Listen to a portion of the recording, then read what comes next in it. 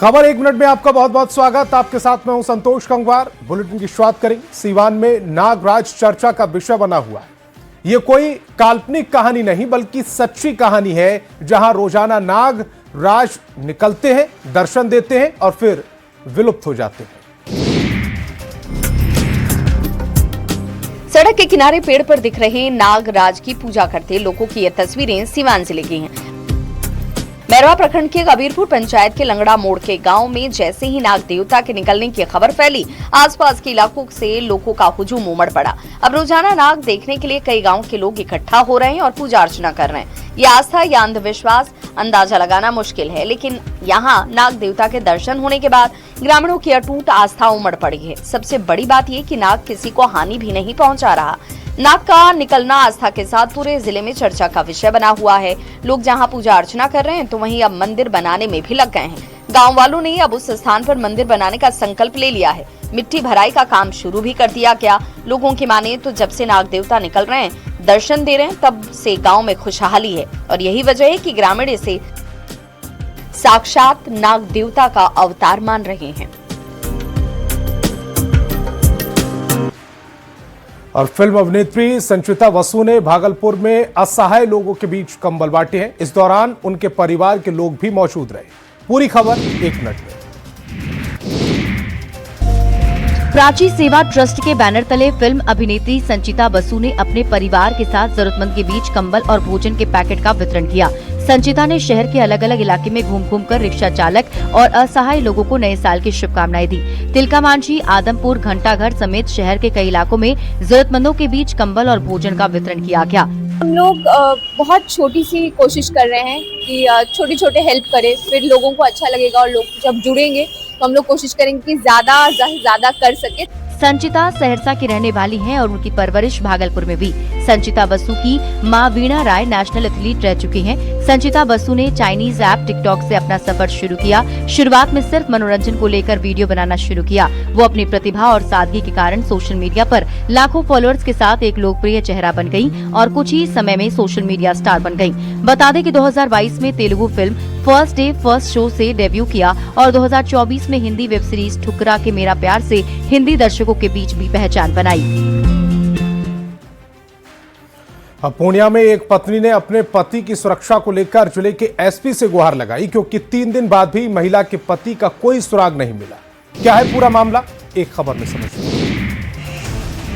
अपने बच्चों के साथ तस्वीरों में दिख रही इस महिला का नाम कल्पना शाश्वत है, जो पूर्णिया जिले के कस्बा इलाके की रहने वाली हैं। कल्पना शाश्वत ने अपने पति धनंजय शाश्वत की जान की सुरक्षा और उनकी बरामदगी के लिए एसपी से न्याय की गुहार लगाई है। कल्पना का आरोप है कि उनके पति को गया रेल जीआरपी और कस्बा थाना की पुलिस ने 3 दिन पहले घर से उठाया था, लेकिन अब तक उनके बारे में कोई सुराग नहीं दिया जा रहा है। अब इस मामले ने तूल पकड़ लिया और पुलिसिया कार्रवाई पर गंभीर सवाल खड़े होने लगे। पीड़िता के मुताबिक उनके पति धनंजय शाश्वत कोलकाता की एक कुरियर कंपनी में काम करते हैं। वे कंपनी का एक बंडल लेकर हावड़ा जोधपुर सुपरफास्ट एक्सप्रेस से कानपुर जा रहे थे। इसी बीच गया स्टेशन के पास कुछ जीआरपी जवानों ने कुरियर बंडल को जबरन छीन लिया। उसके बाद 28 दिसंबर की देर रात कस्बा थाना पुलिस और गया रेल जीआरपी के जवान उनके घर पहुंचे और धनंजय शाश्वत को हिरासत में लेकर चले गए। ऐसे में अब धनंजय का कोई सुराग नहीं मिल रहा, जिसे लेकर परिवार चिंतित है। और नए साल की शुरुआत लोग पूजा पाठ के साथ कर रहे हैं। यही वजह है कि मंदिरों में श्रद्धालु की भारी भीड़ उमड़ रही है। ऐसे में पूर्णिया में मां पूरण देवी मंदिर में भी श्रद्धालु पहुंच रहे हैं। आस्था और भक्ति भाव की तस्वीरें पूर्णिया जिले की है, जहां नए साल के पहले दिन बड़ी संख्या में लोग मां पूरण देवी मंदिर, सिटी काली मंदिर, माता मंदिर समेत कई मंदिरों में पूजा अर्चना कर देवी देवताओं का आशीर्वाद ले रहे हैं। इस मौके पर पूर्णिया के ऐतिहासिक मां पूरण देवी मंदिर में भक्तों का सैलाब उमड़ पड़ा। कड़ाके की ठंड के बावजूद श्रद्धालु बड़ी संख्या में पूजा अर्चन करने पहुंच रहे हैं। श्रद्धालुओं का कहना है कि वे लोग माता का आशीर्वाद लेकर नए साल में सुख समृद्धि की कामना कर रहे हैं। वहीं मंदिर के पुजारी परमानंद मिश्र ने कहा, मां पूरण देवी सिद्धपीठ आप रूपी माता है। यहाँ 10 महाविधाओं का वास है। 500 साल पहले पास के तालाब से मां की प्रतिमा मिली थी। उसी समय इन्हें बाबा हठीनाथ ने स्थापित किया था। मां पूरण देवी के नाम पर ही जिले का नाम पूर्णिया पड़ा है। दूर दूर से श्रद्धालु यहाँ पूजा अर्चना करने पहुँचते हैं और उनकी मनोकामनाएं भी पूरी होती हैं। और मुजफ्फरपुर में शराब तस्करों ने इस बार पुलिस को चकमा देते हुए बिल्कुल नया हथकंडा अपनाया, लेकिन मद्य निषेध विभाग की टीम ने माफिया के मंसूबों पर पानी फेर दिया। पुलिस ने पाताल लोक से शराब की बड़ी खेप जब्त की है। हैरान और परेशान करने वाली ये तस्वीरें शराबबंदी वाले बिहार की हैं, जहां हर रोज शराब की खेप पकड़ी जा रही है। मुजफ्फरपुर में उत्पाद विभाग की टीम ने कार्रवाई करते हुए शराब की बड़ी खेप को जब्त किया है। टीम ने अहियापुर थाना क्षेत्र के राघोपुर में कार्रवाई करते हुए लीची बागान से जमीन के अंदर से भारी मात्रा में शराब को जब्त किया। बता दें कि झोपड़ी में नीचे जमीन खोदकर बक्से में भारी मात्रा में विदेशी शराब को छिपाकर रखा गया था, जिसे उत्पाद विभाग की टीम ने जब्त किया है। जब्त शराब की अनुमानित कीमत 15 से 20 लाख रुपए बताई जा रही है। हम लोग आस पड़ोस लोग से पूछे, कोई स्पष्ट बता नहीं रहे हैं, लेकिन हम लोग चिन्हित करेंगे ये जमीन किसकी है और झोपड़ी ये किसका है, उसके बाद अग्रतर कार्रवाई की जाएगी। उत्पाद इंस्पेक्टर दीपक कुमार सिंह ने कहा कि करीब 70 कार्टन विदेशी शराब जब्त हुई है। जमीन के मालिक और शराब कारोबारी की पहचान की जा रही है और ऐसे में देखने वाली बात होगी कि पुलिस कब तक शराब कारोबार से जुड़े धंधेबाजों को गिरफ्तार कर जेल भेजती है। खबर बेगूसराय से, जहां हीरो एजेंसी के गैराज अचानक से आग लग गई और देखते ही देखते आग विकराल होती चली गई, जिससे लाखों का सामान जलकर खाक हो गया। आग की लपटों की ये भयावह तस्वीरें बेगूसराय जिले की है, जहां बकरी मुख्य बाजार स्थित हीरो एजेंसी के पास जगदम्बा गैरेज में अचानक भीषण आग लग गई। आग इतनी तेजी से फैली कि गैरेज में रखी लेथ मशीन सहित कई मोटरसाइकिलें देखते ही देखते जलकर राख हो गई। इस घटना में गैरेज मालिक को लाखों रुपए के नुकसान की आशंका जताई जा रही है। गैरेज के मालिक सोनमा गांव निवासी करण कुमार ने बताया कि रोज की तरह गैरेज बंद करके कुछ ही दूरी पर गए थे, तभी अचानक आग की लपटें उठने लगी। आसपास के लोगों ने शोर मचाया, लेकिन तब तक आग ने विकराल रूप धारण कर लिया था। जब तक कोई कुछ समझ पाता, तब तक गैरेज में रखा अधिकांश सामान जलकर खाक हो गया। वहीं घटना की खबर मिलते ही मौके पर पहुंची दमकल विभाग की टीम आग पर काबू पा चुकी है, जिससे आसपास की दुकान और प्रतिष्ठानों को बचा लिया गया। हालांकि आग लगने के कारणों का स्पष्ट पता नहीं चल सका है, लेकिन आशंका जताई जा रही है कि आग शॉर्ट सर्किट की वजह से लगी थी। फिलहाल पुलिस मामला दर्ज कर आगे की जांच में जुट गई है, ताकि सच सामने लाया जा सके। ऐसे में इंतजार है पुलिस की जांच रिपोर्ट का।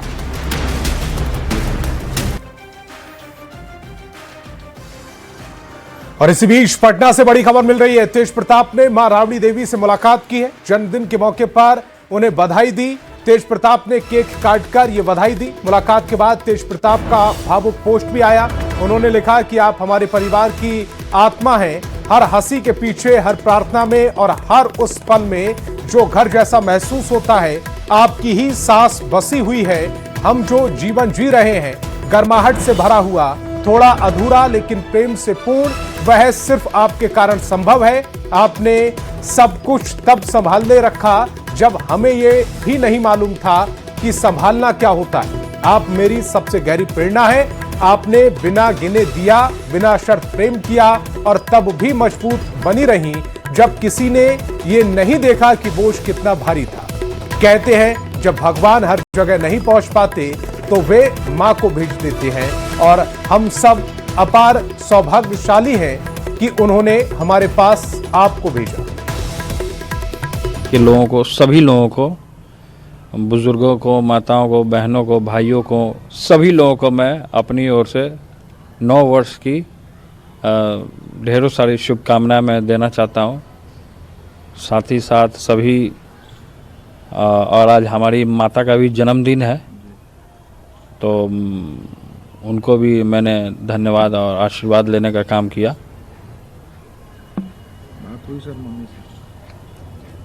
बातचीत हुई है, बातचीत तो हुई है।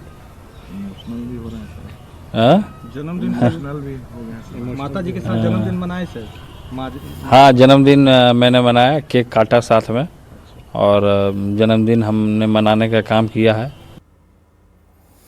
और रवि एस नारायण मेरे सहयोगी ज्यादा जानकारी के साथ जुड़ रहे हैं। रवि एस नारायण, आपने आवाज तो सुन ली होगी, ये जो आवाज जिसमें करुणा नजर आई है, मां की फिक्र नजर आई है, और लंबे समय बाद मां से मुलाकात का जो दर्द झलका हुआ नजर आया है, इस पर आपकी प्रतिक्रिया?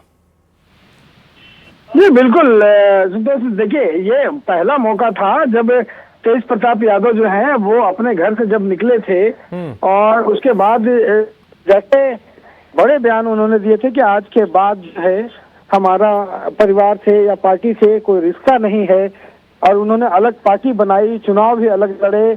चुनाव के दौरान अपने देखा कि कैसे तेजस्वी यादव उनके क्षेत्र में जाकर चुनाव प्रचार करते हैं, तेज प्रताप यादव जो है कई कटाक्ष करते हैं।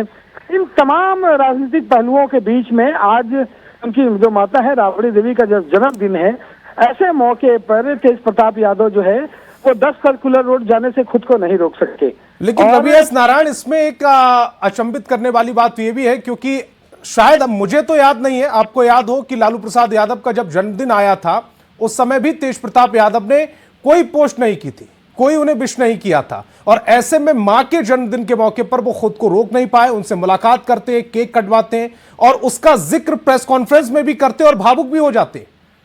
जी बिल्कुल, देखिए ये जो भी तेज प्रताप यादव को सालों से कवर करते रहे हैं या उनको जो जानते हैं वो पता है कि राबड़ी देवी के साथ, माता के साथ जो है वो तेज प्रताप यादव का जो संबंध है वो बिल्कुल अलहदा है, वो बहुत भावुक है। वो हमेशा से ही जो है वो तेज प्रताप यादव का अपनी माँ के साथ जो संबंध है वो बहुत अलग ढंग से रहा है। और जब माँ के साथ कोई बात आती है, कभी भी जब हम लोगों को याद है कि जब तेज प्रताप यादव कभी भी जब नाराज हो जाते हैं या किसी से बात नहीं होती है तो राबड़ी यादव खुद जो है वो अगुवाई करते हुए उनको मनाती रही। और मुझे भी याद आ रहा है, क्योंकि राबड़ी देवी से जब इसको लेकर एक प्रश्न पूछा गया था तो उन्होंने कहा था कि तेज प्रताप खास तो है, बहुत मिन्नतों के बाद तेज प्रताप का जन्म हुआ था तो तेज प्रताप खास तो है। और ये स्टेटमेंट उनका तब आया था जब परिवार से उनकी दूरी हो गई थी और उन्होंने ये कह दिया था कि परिवार से अब मेरा कोई ताल्लुक नहीं है। बिल्कुल आपने सही कहा। और ऐसा ही जो खास करके अगर माँ की अगर बात करें, माँ और बेटे के जो रिश्ते हैं वो अपने आप में अनोखा होता है, और शायद ये रिश्ते अब दूरियों को समेटते हुए भी नजर आ रहे हैं। रवि एस नारायण, आप हमारे साथ जुड़े, आपका बहुत बहुत शुक्रिया। और मुंगेर में एक अनोखी और दिलचस्प तस्वीर सामने आई, जहां बच्चों ने साल 2025 को विदाई देने के लिए ऐसा नजारा रचा कि राह चलते लोग भी हैरान हो गए और फिर हंसी नहीं रोक पाए। क्या है पूरी कहानी, 1 मिनट में। आंखों को धोखा और हकीकत में दिल को गुदगुदाने वाली ये तस्वीरें मुंगेर जिले के बरियारपुर थाना के NH 80 की हैं। यहाँ बच्चों का एक समूह 4 कंधों पर साल 2025 की अर्थी लेकर चलता दिखा। बच्चों ने दिसंबर महीने की प्रतीकात्मक अर्थी निकालकर पूरे हिंदू रीति रिवाज के साथ शमशान तक ले जाने का दृश्य प्रस्तुत किया। आगे आगे सफेद धोती बदन पर लपेटे एक बच्चा हाथ में हांडी लिए जलती अग्निदेव को विराजमान कर राम नाम सत्य है के नारे लगा रहा था। अचानक सड़क पर इस तरह का जुलूस देखकर मुंगेर और भागलपुर मुख्य मार्ग पर अफरा तफरी और कौतूहल मच गया।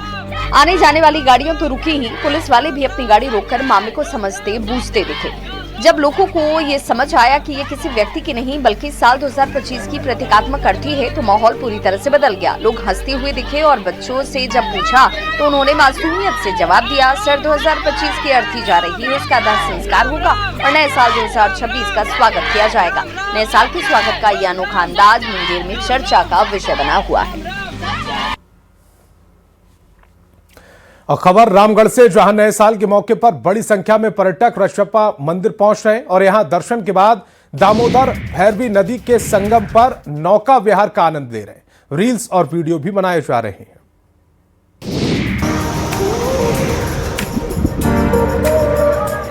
नए साल के पहले दिन की शुरुआत लोग पूजा अर्चना के साथ कर रहे हैं। यही वजह है कि हजारों की संख्या में श्रद्धालु रामगढ़ जिले के रजरप्पा स्थित देश के प्रसिद्ध सिद्धपीठ मां छिन्नमस्तिका मंदिर में पूजा अर्चना करने पहुंच रहे हैं। प्रकृति की गोद में बसे मां के प्रांगण के आसपास विभिन्न पिकनिक स्पॉट हैं, जहां श्रद्धालु पिकनिक मनाते और प्राकृतिक सौंदर्य का आनंद लेते नजर आए। विशेषकर वो जो मां छिन्नमस्तिका के भक्त है उन पर देवी का विशेष कृपा बना रहे। मां छिन्नमस्तिका मंदिर में साल के पहले दिन श्रद्धालुओं की भारी भीड़ को देखते हुए जिला प्रशासन की ओर से भी पुख्ता इंतजाम किए गए हैं। श्रद्धालुओं को किसी प्रकार की परेशानी न हो और वे आसानी से मां का दर्शन कर सकें, इसके लिए मंदिर परिसर में जिला पुलिस पदाधिकारी और जवान तैनात हैं। वहीं बिहार समेत दूसरे राज्यों से आए श्रद्धालु दामोदर भैरवी नदी के संगम स्थल पर नौका विहार करके नए वर्ष का स्वागत कर रहे हैं। पर्यटक यहाँ के खूबसूरत नजारे को अपने कैमरे में कैद कर रहे हैं, यहाँ जमकर मस्ती कर रहे हैं, रील्स और वीडियो बना रहे हैं। और पटना में नए साल से ऑटो का सफर महंगा हो रहा है। पटना ऑटो मेंस यूनियन ने किराया बढ़ाने का फैसला लिया है। गांधी मैदान से पटना जंक्शन का किराया 15 रुपए से बढ़ाकर 20 रुपए कर दिया गया। साल 2026 की पहली सुबह राजधानी पटना के आम यात्रियों के लिए महंगाई की खबर लेकर आई है। नए साल के जश्न के बीच पटना ऑटो मेंस यूनियन ने ऑटो किराए में वृद्धि का निर्णय लिया है, जिससे रोजमर्रा की आवाजाही करने वाले लोगों की जेब पर बोझ बढ़ना तय है। ये नया किराया चार्ट आज यानी 1 जनवरी 2026 से ही प्रभावी कर दिया गया है। गांधी मैदान से पटना जंक्शन तक अब देने होंगे 20 रुपए, पहले 15 रुपए देने होते थे। गांधी मैदान से डाकबंगला चौराहे तक 15 रुपए, गांधी मैदान से बिस्कुमान या जेपी गोलंबर तक 10 रुपए तय किए गए हैं किराए। पटना के लोग हैं उनके जेब पर एक प्रकार से असर पड़ा है और अब उनको पटना गांधी मैदान से पटना जंक्शन आने के लिए 20 रुपए खर्च करने पड़ेंगे। ये ऑटो मेंस यूनियन की बैठक में ये फैसला लिया गया है। नए साल के पहले दिन किराए में हुई इस अचानक वृद्धि से आम जनता में काफी नाराजगी देखी जा रही है। यात्रियों का कहना है कि वेतन में वैसी बढ़ोतरी नहीं होती जितनी तेजी से परिवहन खर्च बढ़ रहा है। एशिया के सबसे बड़े सफारी पार्क के रूप में प्रसिद्ध इटावा सफारी पार्क पहले से ही हर जगह प्रशंसा बटोर रहा है। यह पर्यटकों को जंगल के राजा को सबसे करीब से देखने और सफारी के रोमांच का आनंद देने का मौका देता है।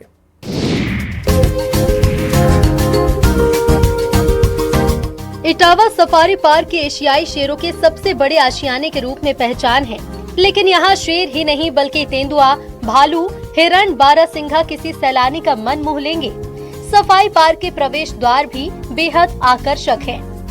लखनऊ से मात्र 3 घंटे, आगरा से 2 घंटे, देश की राजधानी दिल्ली से मात्र 4 घंटे के सफर में इटावा सफारी पार्क बड़ी आसानी से पहुंचा जा सकता है। इटावा सफारी पार्क में 5 सफारी हैं, जिसमें lion safari, bear safari, deer safari, antelope safari और लेपर्ड सफारी शामिल हैं। इटावा सफारी पार्क आने वाले सैलानियों के लिए अलग अलग गाड़ियों की व्यवस्था भी है। लायन सफारी में जाने वाले पर्यटकों के लिए सुरक्षा गाड़ी का इंतजाम है, ताकि हमले की सूरत में सुरक्षा कर्मी स्थिति पर काबू कर सके। यहाँ शेर, तेंदुओं के साथ बड़ी संख्या में हिरण की मौजूदगी भी है। यहाँ आने वाले सैलानियों को 3 बारहसिंघा भी देखने वाले हैं।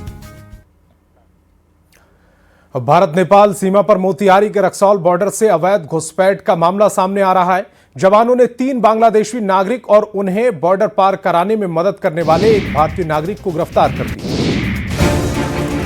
नए साल में मोतिहारी के रक्सौल भारत नेपाल सीमा के पास एसएसबी और हरैया थाने की पुलिस ने बड़ी कार्रवाई की। जवानों ने 3 बांग्लादेशी नागरिकों को बिना वीजा के साथ अवैध रूप से भारत के सीमा में घुसपैठ करते हुए गिरफ्तार किया। वहीं एक भारतीय नागरिक को भी पुलिस ने तीनों बांग्लादेशी नागरिकों को सहयोग करने के आरोप में गिरफ्तार किया है। तीनों गिरफ्तार बांग्लादेशी नागरिक की पहचान मोहम्मद फिरोज, मोहम्मद सबैज और मोहम्मद शनीहुर रहमान के रूप में हुई है। मोतिहारी जिले के भारत नेपाल सीमा स्थित रक्सौल बॉर्डर का ये मामला है। 31 दिसंबर 2025 की रात करीब 9 बजे भारत और नेपाल को जोड़ने वाले मैत्री ब्रिज पर एसएसबी जवानों ने नेपाल से भारत की ओर आ रहे 4 लोगों को रोककर पूछताछ की। जांच के दौरान पता चला कि इनमें से 3 लोग बांग्लादेशी नागरिक हैं, जबकि चौथा व्यक्ति भारतीय नागरिक है, जो इन तीनों को अवैध रूप से भारत में प्रवेश कराने में मदद कर रहा था। पूछताछ के दौरान ये भी जानकारी मिली कि बांग्लादेशी नागरिक शनीहुर रहमान पहले श्रीलंका, मिस्र समेत कई अन्य देशों की यात्रा कर चुका है। और औरंगाबाद से बड़ी खबर मिल रही, किसान की गला रेतकर हत्या कर दी गई। बारूण के सिंदूरिया की ये पूरी घटना, दिलीप सिंह के रूप में मृतक की पहचान हुई है। मामले की जांच में पुलिस जुट गई है। औरंगाबाद से ये बड़ी खबर, किसान की गला रेतकर हत्या की गई। बारूण के सिंदूरिया की ये पूरी घटना, दिलीप सिंह के रूप में मृतक की पहचान हुई है। मामले की जांच में पुलिस जुट गई है।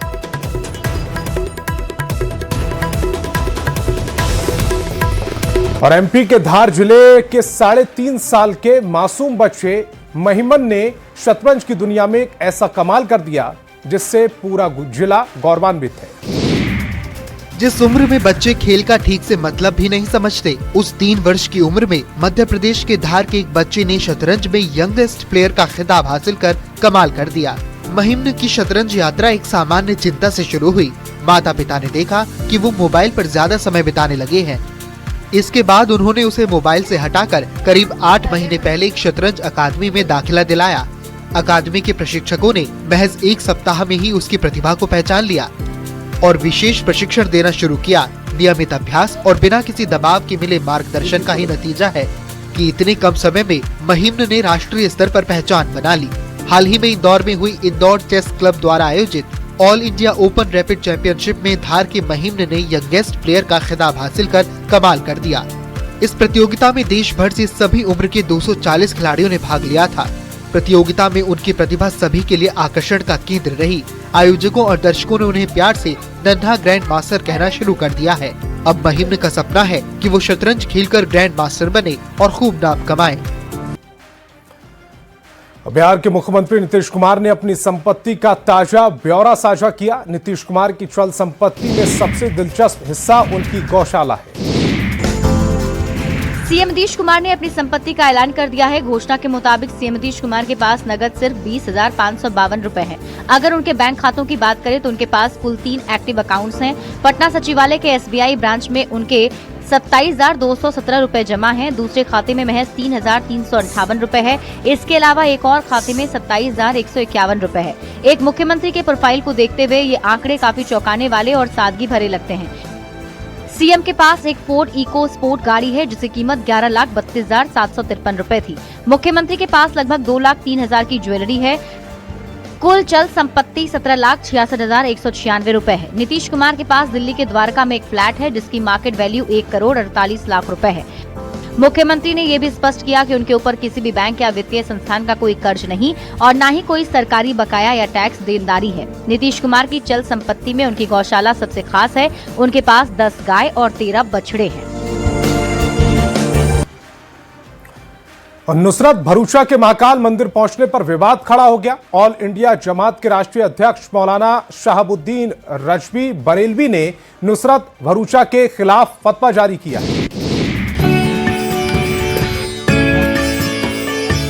बॉलीवुड एक्ट्रेस नुसरत भरूचा के महाकाल मंदिर दर्शन करने पर विवाद खड़ा हो गया है। ऑल इंडिया मुस्लिम जमात के राष्ट्रीय अध्यक्ष मौलाना शहाबुद्दीन रजवी बरेलवी ने कहा, नुसरत ने उज्जैन मंदिर में धार्मिक परंपरा निभाई, जल चढ़ाया। ये तमाम चीजें इस्लाम के खिलाफ है। शरीयत की नजर में नुसरत गुनहगार है, उनको तौबा करनी चाहिए। सोनू के टीटू की स्वीटी, प्यार का पंचनामा, ड्रीम गर्ल जैसी फिल्मों में अभिनय करने वाली प्रसिद्ध फिल्म अभिनेत्री नुसरत भरूचा महाकालेश्वर मंदिर की भस्म आरती में शामिल हुई थी। इस दौरान नुसरत ने जल अर्पित कर भगवान महाकाल का प्रसाद ग्रहण किया। इधर मौलाना की नुसरत को इस्लाम धर्म का पाठ पढ़ाने से उज्जैन के कई संत नाराज हो गए हैं। उन्होंने नुसरत के महाकाल मंदिर के दर्शन करने को गंगा जमुनी तहजीब और घर वापसी बताकर मौलाना को ऐसे मामलों से दूर रहने की सलाह दी है। और नए साल के आगमन को लेकर साहिबगंज में जश्न का माहौल देखा जा रहा है। जिले के प्रमुख पर्यटन, धार्मिक और प्राकृतिक स्थलों पर सैलानी और श्रद्धालुओं की भारी भीड़ है। वहीं भीड़ को देखने के लिए जिला प्रशासन ने पुख्ता इंतजाम किए हैं।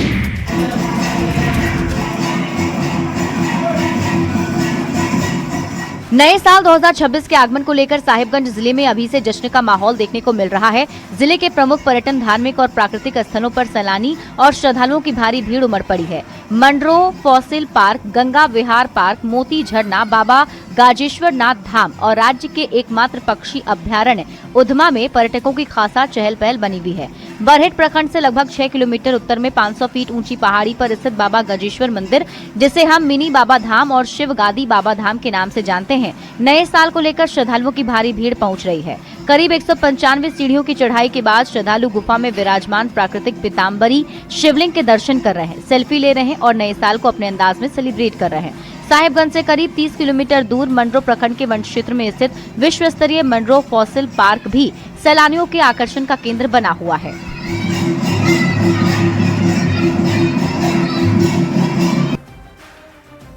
जमशेदपुर के टाटा स्टील जूलॉजिकल पार्क में बाघिन मेघना ने 2 स्वस्थ शावकों को जन्म दिया। नागपुर से लाए गए मेघना और रुद्र अब माता पिता बन गए। टाटा स्टील जूलॉजिकल पार्क में नए मेहमानों का आगमन हुआ है। चिड़ियाघर प्रबंधन ने मंगलवार को आधिकारिक घोषणा करते हुए बताया कि बाघिन मेघना ने 2 स्वस्थ शावकों को जन्म दिया है। चिड़ियाघर प्रबंधन के मुताबिक इन शावकों का जन्म 27 नवंबर को ही हो गया था। हालांकि वन्यजीव प्रोटोकॉल और शावकों की सुरक्षा और स्वास्थ्य सुनिश्चित करने के लिए इस जानकारी को सार्वजनिक नहीं किया गया था। शुरुआती कुछ हफ्ते शावकों के जीवित रहने के लिए बेहद अहम होते हैं, इसलिए चिड़ियाघर की पशु चिकित्सा टीम लगातार उनकी निगरानी कर रही थी। इन शावकों के माता पिता बाघिन मेघना और बाघ रुद्र को महाराष्ट्र के नागपुर स्थित गोरेवाड़ा बचाव केंद्र से जमशेदपुर लाया गया था। दिलचस्प बात यह है कि इन दोनों का नामकरण शहर के चिड़ियाघर प्रेमियों ने एक सार्वजनिक प्रतियोगिता के जरिए किया था। प्रबंधन ने बताया कि जल्द ही एक नई प्रतियोगिता शुरू की जाएगी, जिसमें लोग शावकों के लिए सुंदर और सार्थक नाम का सुझाव कर सकेंगे। और इससे पहले साल 2017 में बाघिन डोना और सफेद बाघ कैलाश के मिलन से सलोनी और सुनैना का जन्म हुआ था।